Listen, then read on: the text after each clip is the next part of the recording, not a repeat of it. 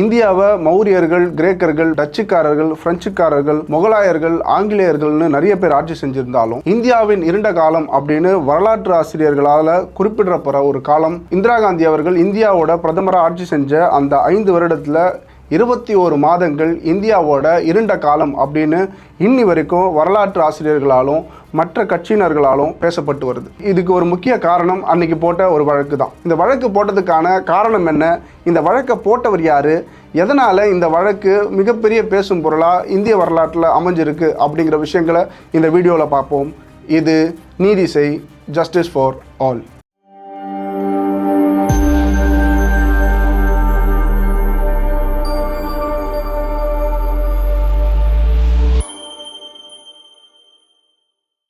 ஆயிரத்தி 1971 வருஷம் இந்திரா காந்தி அவர்களுடைய தேர்தல் வெற்றி செல்லாது அப்படின்னு சொல்லிட்டு ராஜ் நரேன் அப்படிங்கிறவர் அலகாபாத் உயர் நீதிமன்றத்தில் ஒரு வழக்கு பதிவு செய்கிறார். இந்த வழக்கு தான் பின் நாட்களில் இந்திரா காந்தி வர்சஸ் ராஜ் நரேன் 1975 அப்படின்னு எல்லாராலும் பார்க்கப்பட்டது. பின் நாட்களில் இந்திரா காந்தி அவசர நிலையை அமல்படுத்துறதுக்கு இந்த வழக்கு தான் ஒரு முக்கிய காரணமாக அமைஞ்சது அப்படிங்கிறது தான் உண்மை.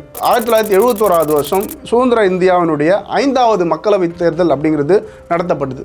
இந்த தேர்தலில் பார்த்தீங்கன்னா 518 இடங்களில் காங்கிரஸ் சுமார் 352 இடங்களில் வெற்றி பெற்று பெரும்பான்மையோட ஆட்சி அமைச்சிச்சு. இந்த வழக்கை போட்ட ராஜ் நரேன் சிங் அவர்களை தான் சுமார் 1 லட்சம் வாக்கு வித்தியாசத்தில் திருமதி இந்திரா காந்தி அவர்கள் வெற்றி பெற்றிருப்பாங்க. இந்தியாவோட முதல் பெண் பிரதமர், 4வது பிரதமர் அப்படிங்கிற பெருமையெல்லாம் அடைஞ்ச திருமதி இந்திரா காந்தி அவர்களுடைய கொண்டாட்டம் தொடங்கிறதுக்கு முன்னாடியே அவங்களுக்கு மிகப்பெரிய சறுக்கல் அப்படிங்கிறது ஏற்பட்டுச்சு.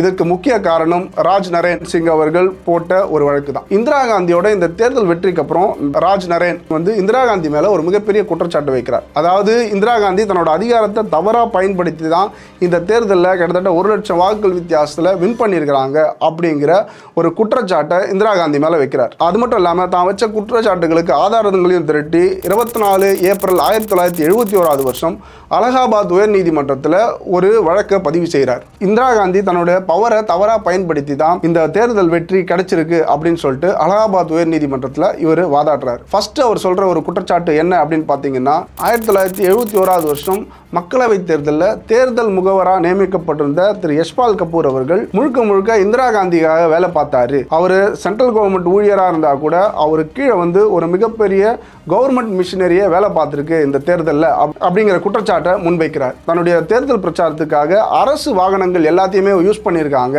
அது மூலியமாக தான் முக்கால்வாசி அவங்களுடைய தேர்தல் பிரச்சாரங்கள் நடந்திருக்கு அப்படிங்கிற குற்றச்சாட்டை வைக்கிறார். இந்திரா காந்தி போட்டியிட்ட ரேபரேலி தொகுதியில் அதிக பெட்ஷீட்களும் அதே மாதிரி ஓட்டு போடுறவங்களுக்கு நிறைய சாராயமும் வாங்கி கொடுக்கப்பட்டது அப்படிங்கிறத ஆதாரமாக வைக்கிறார். தேர்தல் ஆணையம் தேர்தல் பிரச்சாரத்துக்காக 35,000 ரூபாய்க்குள்ள தான் செலவு பண்ணணும் அப்படின்னு கட்டுப்பாடுகள் விதித்திருந்தாலும் இந்திரா காந்தி அவர்கள் அவங்களுடைய தேர்தல் பிரச்சாரத்துக்காக 35,000 ரூபாய்க்கு மேலேயே நிறைய இடங்களில் செலவு பண்ணியிருக்காங்க அப்படின்ற குற்றச்சாட்டையும் அதோட ஆதாரங்களையும் கோர்ட்டுக்கு சமர்ப்பிக்கிறார். இந்த வழக்கோட விசாரணை அப்படிங்கிறது இறுதி கட்டத்தை அடைஞ்சு 1975 வருஷம் ஜூன் 12ஆம் தேதி அலகாபாத் உயர் நீதிமன்றம் ஒரு பரபரப்பான தீர்ப்பை இந்த வழக்கில் கொடுக்குது.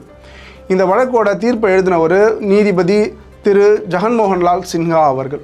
அவர் என்ன தீர்ப்பை கொடுத்தாரு அப்படின்னு பார்த்தீங்கன்னா 1971 வருஷம் மக்களவை தேர்தலில் ரேபரேலி தொகுதியிலிருந்து போட்டியிட்டு மக்களவைக்கு தேர்ந்தெடுக்கப்பட்ட திருமதி இந்திரா காந்தி அவர்கள் தன்னோட பவரை யூஸ் பண்ணி தான் முறைகேடாக இந்த தேர்தலில் வெற்றி பெற்றிருக்காங்க அப்படிங்கிறத அலகாபாத் உயர் நீதிமன்றம் உறுதி செஞ்சது. அதனால தி ரெப்ரசன்டேஷன் ஆஃப் பீப்புள் ஆக்ட் பிரிவு 23(7) கீழே இவங்களுடைய வெற்றி அப்படிங்கிறது செல்லாது அப்படிங்கிற ஒரு வரலாற்று சிறப்பு மிக்க தீர்ப்பை அலகாபாத் நீதிமன்றம் கொடுக்குது. இதுக்கப்புறம் இந்திரா காந்தி அவர்கள் 6 வருஷத்துக்கு எந்த தேர்தலையும் போட்டியிட முடியாது அப்படிங்கிறதையும் உயர் நீதிமன்றம் உறுதி செஞ்சது. அதே மாதிரி அடுத்த 20 நாட்களுக்குள்ள காங்கிரஸ் கட்சி சார்பாக வேற ஒரு பிரதமரை அங்கே நியமிக்கணும் அப்படிங்கிற ஒரு கட்டுப்பாட்டோட இந்த தீர்ப்பை முடிச்சு வைக்குது அலகாபாத் உயர் நீதிமன்றம். இந்த வழக்கோட தீர்ப்பை கொஞ்சம் கூட எதிர்பார்க்காத இந்திரா காந்தி அவர்கள் தன்னோட பதவியையும் பவரையும் தக்க வச்சுக்கணும் அப்படிங்கிறதுக்காக இந்திய அரசியலமைப்பு சட்டம் சட்டப்பிரிவு 352 பயன்படுத்தி இந்தியாவில் அவசர நிலையை பிரகடனம் செய்கிறாங்க. இதுக்கு முன்னாடி பார்த்தீங்கன்னா 1961 வருஷம் இந்தியாவுக்கும் சைனாவுக்கும் ஏற்பட்ட போர்க்காலத்தில் இந்த பிரகடனம் செய்யப்பட்டிருக்கும். இதுக்கப்புறம் பார்த்தீங்கன்னா 1971 வருஷம் கூட இந்தியாவுக்கும் பாகிஸ்தானுக்கும் ஏற்பட்ட போர்க்காலங்களில் இந்த அவசர நிலை அப்படிங்கிறது பயன்பாட்டுக்கு வந்திருக்கு. ஆனால் இது வரைக்கும் இந்தியாவில் பார்த்தீங்கன்னா போர்க்காலங்கள் மட்டுமே அமல்படுத்தப்பட்டிருந்த இந்த 352 அப்படின்னு சொல்லக்கூடிய எமர்ஜென்சி பீரியடை இந்திரா காந்தி அவர்கள் தன்னுடைய சுயநலத்துக்காகவும் தன்னோட பதவியை காப்பாற்றிக்கணும் அப்படிங்கிறதுக்காகவும் பிரகடனம் செய்கிறாங்க. இந்தியாவினுடைய அப்போதைய ஜனாதிபதியாக இருந்த திரு ஃபக்ருதீன் அலி அகமதுக்கு இந்திரா காந்தி அவர்கள் கடிதம் ஒன்றை எழுதுறாங்க. அந்த கடிதத்தில் என்ன சொல்லியிருந்தாங்க அப்படின்னு பார்த்தீங்கன்னா, இந்தியாவில் இருக்கிற போர்க்கால சூழல், பணவீக்கம் மற்றும் பொருளாதார நெருக்கடி இதன் காரணமாக இந்தியாவில் வந்து ஆர்டிகல் 352 அப்படின்னு சொல்லக்கூடிய எமர்ஜென்சி பீரியடை வந்து உடனே அமல்படுத்தணும் அப்படின்னு சொல்லிட்டு அப்போதைய ஜனாதிபதிக்கு கடிதம் எழுதுனாங்க. இந்த கடிதத்தை ஏற்றுக்கொண்ட ஜனாதிபதி அவர்கள் இந்தியாவில் உள்ள ஜனநாயகத்தின் பேரெரிச்சலை குறைக்கிறதுக்காக இந்திரா காந்தி அவர்கள் இந்த பிரகடனத்தை செய்கிறாங்க அப்படின்னு சொல்லிட்டு மக்களுக்கு இந்த எமர்ஜென்சி பீரியடை அனௌன்ஸ் பண்ணுறார். இந்த அவசர நிலையை பிரகடனப்படுத்தின அடுத்த அரை மணி நேரத்திலேயே இந்த வழக்கை வந்து போட்ட ராஜ் நரேன் அவர்கள் வந்து அவசரமாக கைது செய்யப்படுறார். இவர் யாரு அப்படின்னு பார்த்தீங்கன்னா, உத்தரப்பிரதேச மாநிலத்தினுடைய சோசியலிஸ்ட் கட்சியுடைய தலைவராகவும் இவர் இருந்திருக்கார். அது மட்டும் இல்லாமல் இவர் வழக்கறிஞராகவும் தன்னுடைய பணியை செஞ்சுட்டு வரார். இப்படிப்பட்ட ஒரு நபர் எந்த ஒரு முன்னறிவிப்புமே இல்லாமல் எமர்ஜென்சி பீரியட் டிக்ளேர் பண்ண அடுத்த அரை மணி நேரத்திலேயே கைது செய்யப்பட்டது அப்படிங்கிறது இந்திய அரசில் ரொம்பவே பரபரப்பாக பேசப்பட்டது. அவர் எந்தவித முன்னறிவிப்பு இல்லாமல் கைது செய்யப்பட்டாரு அப்படின்னு பேசிட்டு இருக்கும் போது நிறைய எதிர்க்கட்சி தலைவர்களும் அடுக்கடுக்காக கைது செய்யப்படுறாங்க. குறிப்பாக எதிர்க்கட்சி தலைவர்கள் அன்னைக்குன்னு பேசப்பட்ட ஜெயபிரகாஷ் நாராயணன், மொராஜி தேசாய், அடல் பிகாரி வாஜ்பாய், எல்கே அத்வானின்னு மிகப்பெரிய அரசியல் கட்சி ஆளுமைகள் எல்லாம் எந்தவித முன்னறிவிப்புமே இல்லாமல் இந்திய அரசால் கைது செய்யப்பட்டு சிறைகளுக்குள்ளே அடைக்கப்படுறாங்க. இவங்க மட்டும் இல்லாமல் கிட்டத்தட்ட இந்தியா முழுக்க 1,00,000க்கும் மேற்பட்ட அரசியல் கட்சி தலைவர்கள், முக்கிய பிரமுகர்கள், பத்திரிகை நண்பர்கள் அப்படின்னு நிறைய பேரை இந்த அரசு குண்டுக்கட்டாக சிறைச்சாலையில் அடைக்கிறாங்க. இந்த ஜூன் 25, 1975 1977 மார்ச் 21 வரைக்கும் இந்தியாவின் இருண்ட காலம் அப்படின்னு வரலாற்று ஆசிரியர்கள் சொல்றதுக்கு முக்கிய காரணமே இந்த கைது நடவடிக்கைகள் தான். இதையும் தாண்டி பத்திரிகை சுதந்திரம் அப்படிங்கிறது முழுமையா வந்து இந்திய அரசோட கட்டுப்பாட்டுக்குள்ள இருந்தது.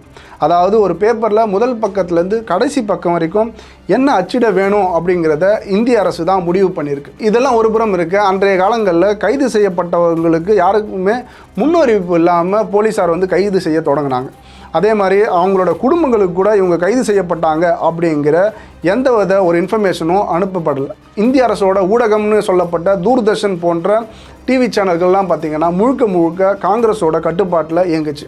குறிப்பாக இந்திரா காந்தி என்ன செய்தி சொல்கிறாங்களோ அந்த செய்தி மட்டுமே அவங்க அன்றைய நாளில் போட வேண்டிய சூழ்நிலைக்கு தள்ளப்பட்டாங்க. என்ன காரணம்னே தெரியாமல் நிறைய பத்திரிகையாளர்களும் அதே மாதிரி இந்த அவசர நிலையை எடுத்து போராடின நிறைய சமூக ஆர்வலர்களும் குண்டுக்கட்டாக நிறைய சிறைகளில் அடைக்கப்பட்டு சித்திரவதை செய்யப்பட்டாங்க. குறிப்பாக காங்கிரஸ் காலத்தில் யாரெல்லாம் காங்கிரஸ் கட்சிக்கு ரொம்ப தொந்தரவாக இருந்தாங்களோ அந்த தலைவர்கள் எல்லாருமே அடக்குமுறையில் கையாளப்பட்டாங்க.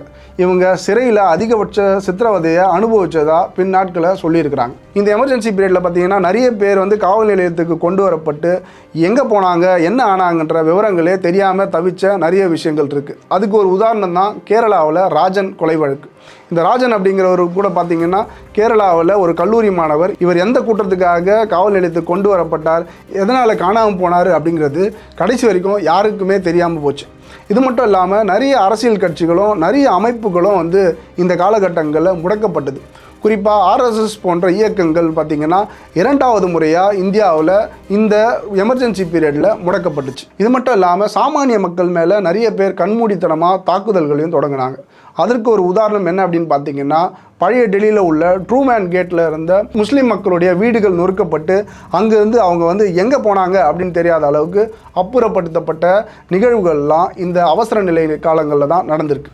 இதெல்லாம் தாண்டி உடல் ரீதியான நிறைய சித்திரவதைகளை இந்திய மக்கள் வந்து இந்த எமர்ஜென்சி பீரியடில் அனுபவிச்சாங்க. அதுக்கு முக்கிய உதாரணம் என்ன அப்படின்னு பார்த்தீங்கன்னா, கட்டாய கருத்தடை. அதாவது இந்திய மக்கள் வந்து கட்டாய கருத்தடை செய்யணும் அப்படிங்கிற ஒரு சட்டமும் இந்த நேரத்தில் தான் ஏற்றப்பட்டது. இந்த சட்டத்தை பயன்படுத்தி பார்த்திங்கன்னா சிறைச்சாலைகளில் அடைக்கப்பட்டிருந்த நிறைய அரசியல் கட்சி தலைவர்கள், பத்திரிகையாளர்கள் கட்டாயமாக கருத்தடை செய்யப்பட்டாங்க. அதே மாதிரி ஆட்டோக்காரங்க கூட தங்களோட லைசன்ஸை வந்து புதுப்பிக்கணும் அப்படின்னு சொன்னாக்கா கட்டாயமாக அவங்க கருத்தடை செஞ்ச சர்டிஃபிகேட்டை காட்டினா மட்டும்தான் அவங்க லைசன்ஸ் வந்து புதுப்பிச்சு தரப்பட்டுச்சு. இந்த எமர்ஜென்சி பீரியடில் பார்த்திங்கன்னா இந்திய அரசியலமைப்பு சட்டத்துக்கு எதிராக நிறைய சட்டங்கள் வந்து இந்திரா காந்தி அரசால் கொண்டு வரப்பட்டது. அதில் முக்கியமாக பார்க்கப்படுற ஒரு சட்டம் என்ன அப்படின்னு பார்த்தீங்கன்னா, மிசா அப்படின்னு சொல்லக்கூடிய maintenance of internal security act அப்படிங்கிற ஒரு சட்டம் வந்து இந்திரா காந்தியால் கொண்டு வரப்பட்டது. இந்த சட்டத்தின் மூலயமா அரசாங்கத்துக்கு எதிராக யாரெல்லாம் செயல்படுறாங்களோ அவங்கள எந்தவித முன்னறிவிப்புமின்றி கைது செய்ய முடியும் அப்படிங்கிற ஒரு சில விஷயங்களை முன்னெடுத்து இந்த சட்டம் வந்து நிறைவேற்றப்பட்டது. இந்த ஒரு சூழ்நிலையில் தான் இந்திரா காந்தி அவர்கள் அலகாபாத் உயர் நீதிமன்றம் கொடுத்த தீர்ப்புக்கு இடைக்கால தடை விதிக்கணும் அப்படின்னு சொல்லிட்டு சுப்ரீம் கோர்ட்டுக்கு மேல்முறையீட்டுக்காக போகிறாங்க. இந்த வழக்கை விசாரித்த நீதிபதிகள் இன்னொரு தீர்ப்பையும் கொடுக்குறாங்க. அதாவது இந்திரா காந்தி பிரதமராக தன்னோட பதவியில் நீட்டிக்கலாம் அப்படிங்கிற விஷயத்த சொல்லிட்டு, ஆனால் அவங்க மக்களவையில் நிறைவேற்றப்படுற எந்த ஒரு மசோதாவுக்கும் இவங்க வாக்களிக்க முடியாது அப்படிங்கிற ஒரு நிபந்தனையோட இந்த தீர்ப்பை முடிச்சு வைக்கிறாங்க. உச்சநீதிமன்றத்தோட மேல்முறையீட்டு தீர்ப்புக்கு அப்புறமா இந்திரா காந்தி அவர்கள் தொடர்ந்து பிரதமராக தன்னோட பதவியில் நீட்டிக்கிறாங்க. என்னதான் பிரதமராக இருந்தாலும் எந்த ஒரு மசோதாவுக்கும் வாக்களிக்கக்கூடிய ஒரு உரிமையை இவங்க இழந்து போய் தான் இருந்திருக்காங்க.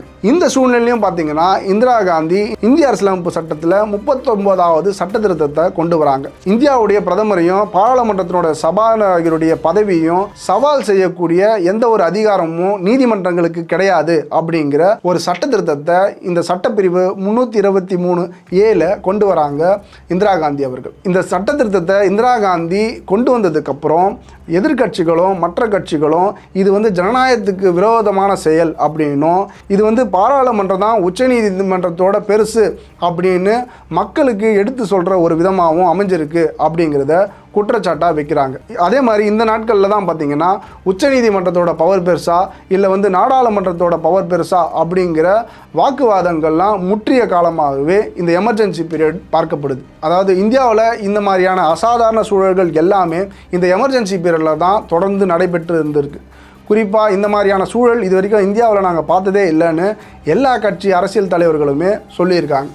அதே மாதிரி இந்திரா காந்தி அவர்கள் இரும்பு கரம் கொண்டு இந்த இந்தியாவை வந்து ஒடுக்குனாங்க அப்படிங்கிறதும் இன்னி வரைக்கும் பலரால் குற்றச்சாட்டாக சொல்லப்படுது.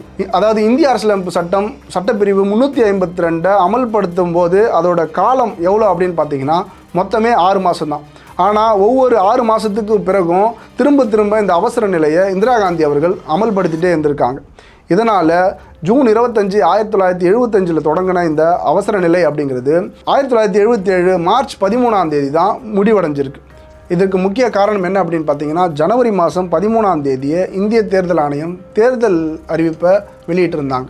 இதனால் இந்திரா காந்தி இந்த முடிவை எடுக்க வேண்டிய சூழ்நிலை உருவாச்சு. ஆனால் கிட்டத்தட்ட 21 மாதம் இந்திரா காந்தி இரும்பு கரம் கொண்டு இந்தியாவை ஒடுக்கியிருக்காங்க. குறிப்பாக இந்தியாவினுடைய மக்களுடைய சுதந்திரத்தையும் ஜனநாயகத்தையும் கட்டி போட்டிருந்தாங்க அப்படிங்க தான் சொல்லணும். இதெல்லாம் தாண்டி 1977 நடந்த தேர்தலில் பிரேபரேலி தொகுதியில் போட்டியிட்ட இந்திரா காந்தி அவர்கள் கிட்டத்தட்ட 50,000 வாக்கு வித்தியாசத்தில் ராஜ் நரேன் அவர்கள்கிட்ட தோல்வி அடைகிறாங்க.